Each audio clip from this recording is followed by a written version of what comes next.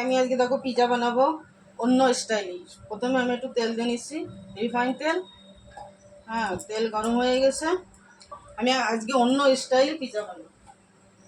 এভাবে পিজা বানিয়ে খেয়ে দেখো, খুব টেস্টি। আর এলো পেঁয়াজ কুচি দিয়ে দিলাম।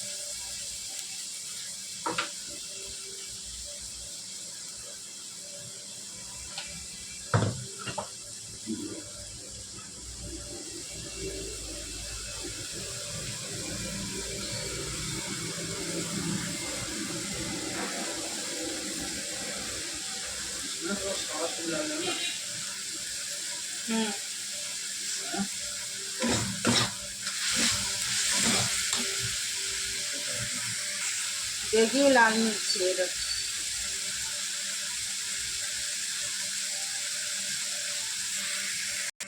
এখন আমি দেবো দেখো পিজা সস, 1 চামচ পিজা সস দেবো। এটা খেতে কিন্তু খুব টেস্টি হবে এই পিজা। দোকানের পিজা ঘরের পিজা অনেক খারাপ। মশলাটা বানিয়ে এভাবে পিজা বানিয়েও খেতে খুব টেস্টি। মশলাটা আমার হয়ে গেছে, এবার আমি পিজা বানানো স্টার্ট করব। পিজা রুটি নিয়ে এসেছি, এবারে পিজা সস দেবো। তো পিজা সসটা এরকম পুরো সব জায়গায় মিলে লাগিয়ে দেবো। এরপরে চিজ দিয়ে দেবো। এরপরে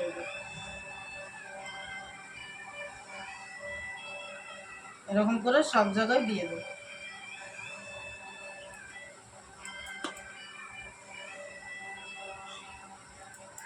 এরপরে দেবো আমি যে সবজিটা বানিয়েছি, এই সবজিটা দেবো।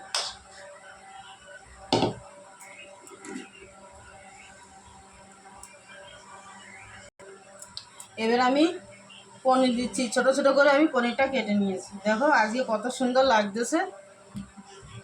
এইভাবে পনির পিজা বানিয়ে ঘরে খেয়ে দেখো, খুব টেস্টি। দেখো কড়াই আমি গরম করতে দিছি, গরম হলে এরপরে দিয়ে দেবো। হালকা গরম হয়ে গেছে, আমার তো ওভেন না, এই জন্য আমি কড়াই ওপেন করে নিয়েছি। কড়াই খুব গরম হয়ে গেছে, ধ্যান সে দিও যে বানাবার। এবারে আমি ঢেকে দেবো। এবার আমি দেখো প্লেটে ঢেকে দিছি। এই দেখো আমার পিজা হয়ে গেছে, কত সুন্দর পিজা বানিয়ে ফেলেছি। এটা কিন্তু এইভাবে যাদের ওপেন নেই, কড়াইতে নিচে নুন দিয়ে একটা বাটি দিয়ে ওর পরে প্লেটটা দিয়ে ঢেকে দেবে, পিজাটা বানিয়ে যাবে।